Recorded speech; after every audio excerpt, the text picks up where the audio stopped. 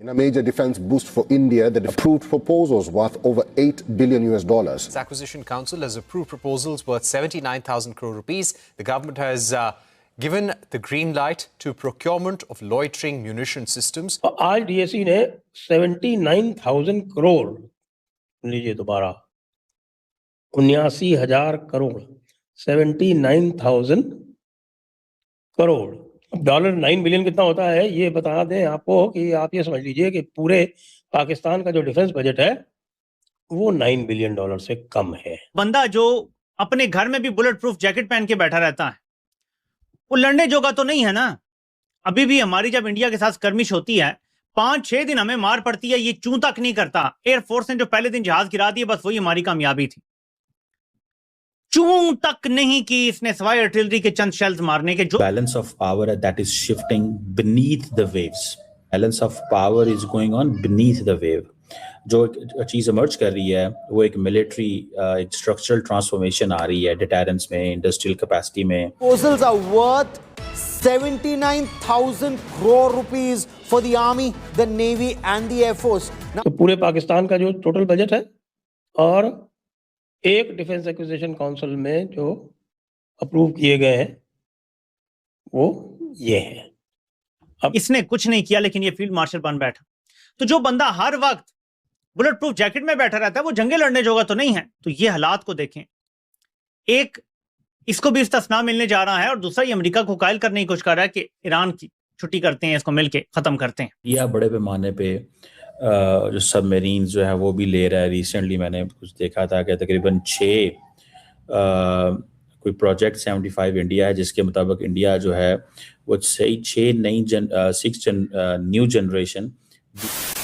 नमस्कार दोस्तों, जय हिंद। रक्षा मंत्रालय ने सेना युद्ध क्षमताओं को मजबूत करने के लिए 79,000 करोड़ रुपए यानी लगभग 9 बिलियन डॉलर का प्रस्ताव पास कर दिया है, जिसे देखने के बाद पाकिस्तान सदमे में है। बता दें कि ये पूरे पाकिस्तान के डिफेंस बजट से भी ज्यादा है जो भारत अपने डिफेंस अपग्रेड पे लगाने जा रहा है। दरअसल रक्षा मंत्री राजनाथ सिंह की अध्यक्षता वाली डिफेंस एक्विजिशन काउंसिल डीएसी ने प्रस्ताव को हरी झंडी दे दी है। जानकारी के मुताबिक डीएसी ने करीब 79,000 करोड़ के रक्षा खरीद और अपग्रेड से जुड़े प्रस्ताव को मंजूरी दी है। राजनाथ सिंह जी ने एक्स पर एक पोस्ट में कहा है कि आज हुई डीएसी की बैठक में तीनों सेनाओं से जुड़े विभिन्न प्रस्तावों को अप्रूव कर दिया गया है। रक्षा मंत्रालय भारत की रक्षा तैयारियों को मजबूत करने के लिए लगातार काम कर रहा है। आज लिए गए फैसले से सैन्य ताकत कई गुना और बढ़ गई है। इन प्रस्तावों में आर्टिलरी रेजिमेंट के लिए लाइटर म्यूनिशन सिस्टम, लो level light wait radar, Pinaka launch rocket system, MRLS के लिए लॉन्ग रेंज गाइडेड रॉकेट गोला बारूद और integrated drone detection and interdiction system MK2 की खरीद शामिल है।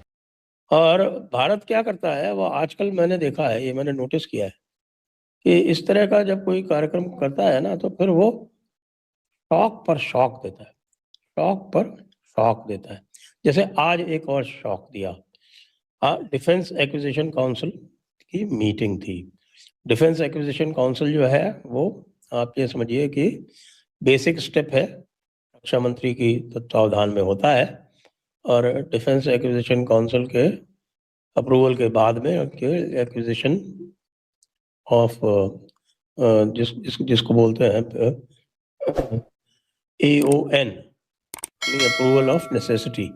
तो वो अप्रूवल ऑफ नेसेसिटी हो जाने के बाद में और फिर वो जब आता है फाइनल कुछ भी तो फिर वो जाता है आपके प्रोक्योरमेंट कमेटी के पास में और फिर कैबिनेट कमेटी ऑन सिक्योरिटी, वहां पर जाके ये सारे क्लियर होते हैं। तो ये समझिए कि ये एक बार डीएसी में अप्रूव हो गया तो वो हो गया।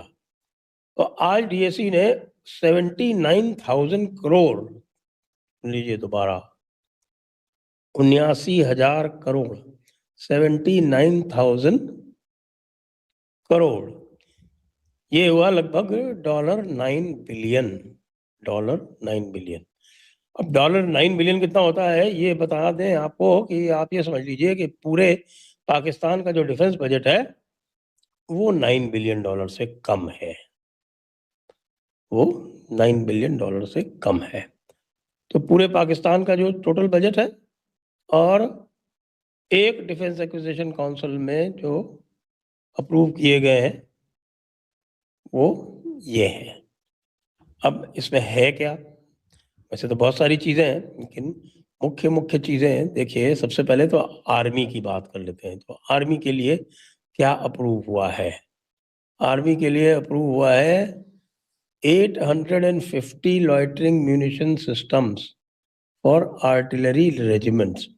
अच्छा, ये इसलिए हुआ है कि अब आर्टिलरी के लिए और आर्मर्ड, यानी जो आर्मर्ड क्या होते हैं, आपके मैकेनाइज्ड इन्फेंट्री, जो आपके जो प्लेटफॉर्म्स चलते हैं, आर्मर्ड प्लेटफॉर्म, आर्मर्ड और जिसको बोलते हैं वेपनाइज्ड इक्विप्ड प्लेटफॉर्म्स जो चलते हैं, आर्मर्ड व्हीकल्स जो होती हैं, वो टैंक्स, ये आर्मर्ड कैरियर्स, टैंक्स, ये सारी चीजें जो है ये आर्मर्ड में आती है। तो अब ये एक निर्णय लिया गया है कि जितने भी आर्मर्ड रेजिमेंट्स हैं और जितने भी आपकी आर्टिलरी रेजिमेंट्स हैं, उन सबके पास में अपने ड्रोन्स और लॉइटरिंग म्यूनिशंस होंगे। 850 loitering munition systems for artillery regiments. फिर low level light weight radars और long range guided rocket ammunition और Pinaka multiple launch rocket systems. वो आपने देखे होंगे ना, वो सिस्टम्स होते हैं जिसमें एक के बाद एक निकलते रहते हैं उसमें से रॉकेट्स, वो मल्टीपल लॉन्च रॉकेट सिस्टम्स बोलते हैं, MLRS। वो है हमारे पास पिनाका, और रेंज है इनकी, आपको बता दूं, 120 किलोमीटर। 120 किलोमीटर का मतलब समझा दूं कि 120 किलोमीटर का मतलब ये है कि आप भारत में रहते हुए लाहौर को आराम से उड़ा सकते हो। लाहौर तो 40 ही किलोमीटर है। ये जितने भी इनके बड़े बड़े एक टारगेट्स हैं, वो सब हमारी रीच में, पूरा का पूरा। अच्छा, ये गाइडेड भी है, तो आप इनसे प्रिसीजन अटैक कर सकते हो। बताया जाता है कि जो 11 टेररिस्ट कैंप तबाह किए गए थे, उस 11 में से 2 तो थे मुरीद के और भावलपुर, बाकी सारे के सारे हमारी आर्टिलरी के जो प्रिसीजन शेल्स हैं, उनसे तबाह किए गए थे। वो सारा प्रिसीजन जो था वो आर्टिलरी के द्वारा आया था। तो इनको आर्टिलरी को दे दिया। फिर एक integrated drone detection interdiction system Mark II ये है। और इसके बाद हम आ जाएंगे इस पे नेवी के लिए। अब नेवी के लिए बहुत बड़े बड़े काम हो रहे हैं। अभी मैंने बताया आपको कि अभी 2 दिन पहले ही इतना बड़ा काम हुआ कि हमारी जो K4 मिसाइल है, K4 मिसाइल की खास बात यह है कि भाई बे ऑफ बंगाल में रहते हुए पूरा चाइना कवर कर सकती है और वहीं से पूरा पाकिस्तान भी कवर कर सकती है, क्योंकि उसकी रेंज जो है लगभग 3500 किलोमीटर है। अब मजे की बात देखें, अब सबसे मजे की बात आती है एयरफोर्स के लिए।